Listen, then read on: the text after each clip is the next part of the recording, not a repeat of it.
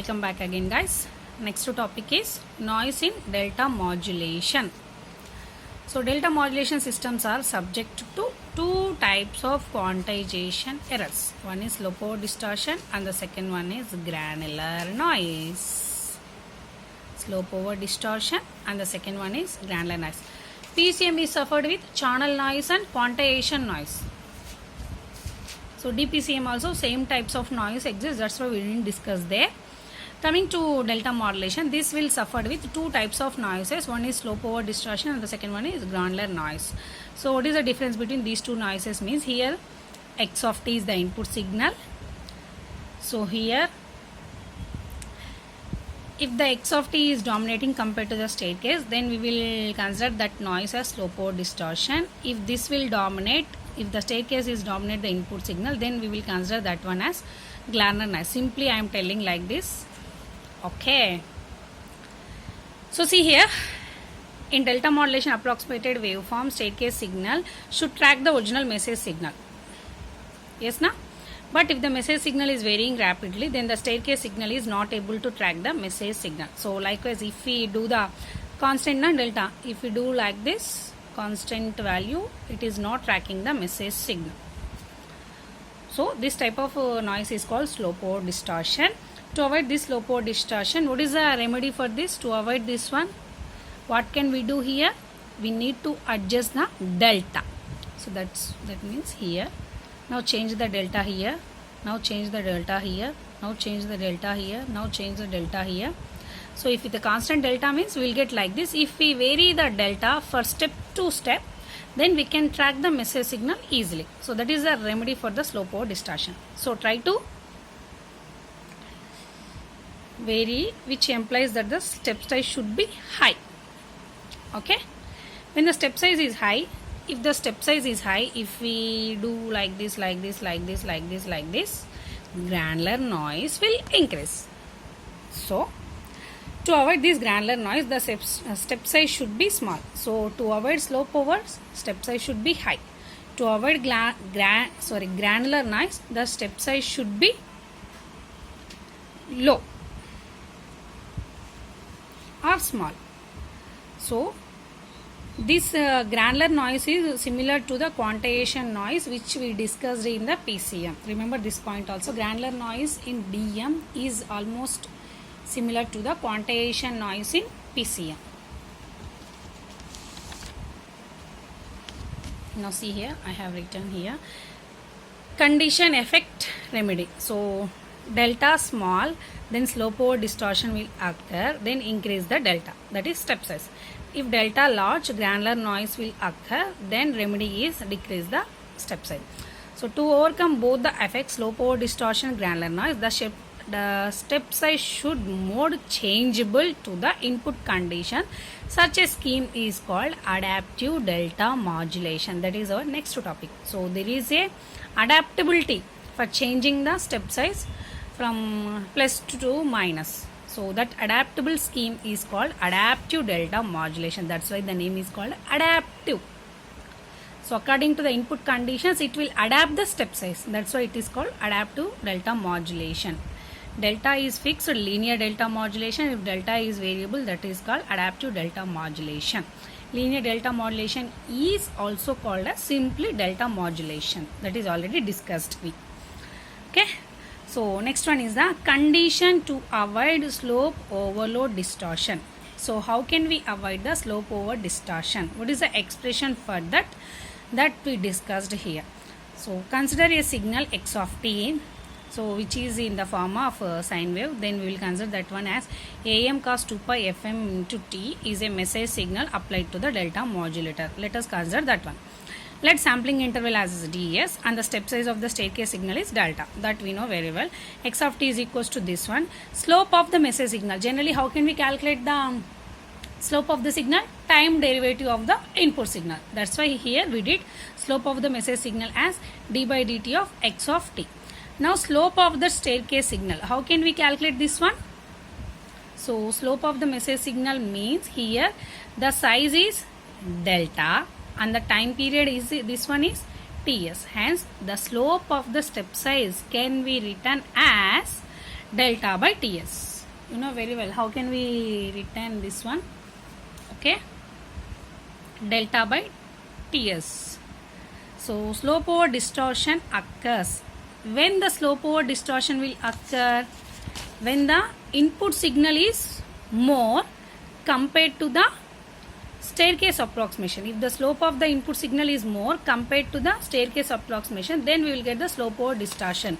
That means slope of the input signal is more when slope of the staircase signal, that is the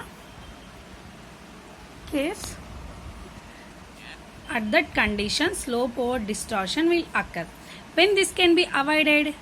When less than or equals to delta by Ts, this slope over distortion can be avoided. So to avoid slope over distortion, see here, delta by Ts greater than or equal to d by dt of x of t, or d by dt of x of t less than or equals to delta by Ts. Okay. See, observe these two. This will occur. This will to avoid. This condition is to avoid. Okay. Yeah. Now what is the x of t expression? Am cos 2 pi fm into t less than or equals to delta by Ts to avoid slope over distortion. This is the condition. So do the differentiation. Am into 2 pi fm into cos 2 pi fm into t, actually it is. So if we consider the maximum, so what is the maximum value of cos? 1. That's why we will consider, here I have written in the red mark. So maximum of d by dt of am cos 2 pi fmt. So we will consider the cos value maximum to get the condition of this one. So here remember this point. So first of all we need to obtain the slope of the message signal, slope of the step signal, then write the condition when the slope over distortion occur, when the slope over distortion can avoid. After derivating, consider the cos maximum value, that is 1. So if we write like this one, am is less than or equals to delta by 2 pi fm into ts. Take this one as one expression. So these are the simple definitions, ma. We have for PCM also, we have problems on this one. So there I didn't discuss. Why? Because I don't have the proper material with me. In the Simon Hacking also they don't have the expression for this. In the problems they are asking these simple formulas. So we will I will discuss when I will go to college. Up to now I cannot get that material also. No one is interesting to get that one also. Okay, I'm so sorry for that, guys. Okay, signaling rate, just you go through the expressions. Actually signaling rate is equals to n into fs, where n is the number of bits in the quantizer. For dm, n equals to 1. So that's why signaling rate equals to sampling frequency here. Bandwidth equals to half of the signaling rate. So here half of the fs. This is for dm. Okay, so what is the definition of signaling rate? That we will discuss. You don't worry about that. For PCM also we have to discuss. Okay. Next, signal to noise ratio of dm. Signal to noise ratio of dm. Generally, power signal divided by signal power divided by noise power. Signal power is equals to R equals to 1 for DC. Already I told you. So signal power equals to AM squared by 2. Go through this one. Okay, mean square value of noise power to get the noise power. So here this is the signal.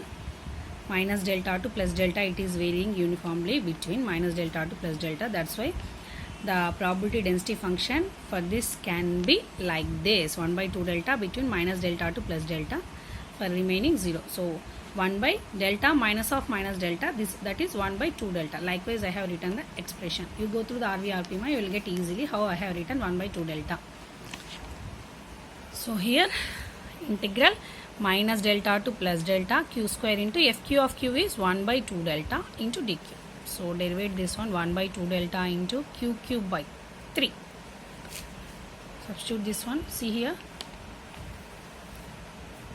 2 delta cube by 2 delta into 3. Delta cancel. Here we will get delta square. 2 gets cancelled. Delta square by 3. That is the noise power in dm. So this is also important for problems. This quantization noise is passed through a low pass filter.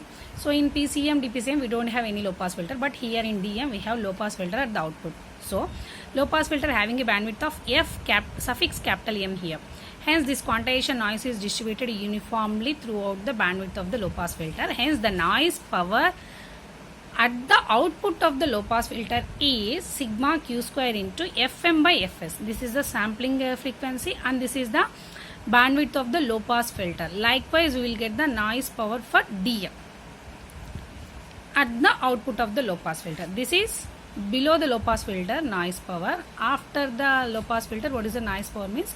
Fm by Fs fraction will multiplied with the noise power, del cube by 3. This is the P noise. Signal to noise ratio equals to P signal by P noise, Am square by 2 divided by del square Fm 3 Fs. Now what is the condition to avoid the slope over distortion? Am less than or equals to delta by 2 pi Fm. Already we got now this expression. So substitute that here. Am equals to delta by 2 pi Fm into Ts. So less than or equals to means we can consider as equal. So substitute Am here. Delta square. How we got this one? Am square. Delta square 4 pi square Fm square Ts square divided this one. I have written 3 Fs divided by 2 delta square into Fm. So here this is small Fm are there. That is modulating signal frequency or input signal frequency. F suffix small m means modulating signal frequency or message signal frequency or input signal frequency. F suffix capital M means bandwidth of the low pass filter. So you should differentiate these two correctly. Okay. So 3 Fs del square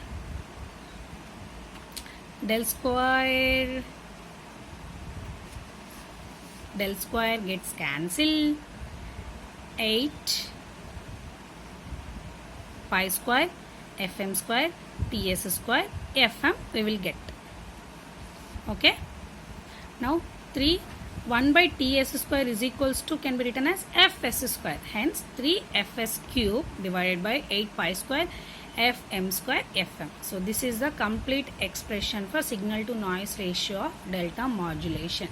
Very important for problems. So based on this expression we have to do problems also, guys. So you please go through the problems. I will give as assignment. Okay. Thank you, guys. Thank you for your patience up to now.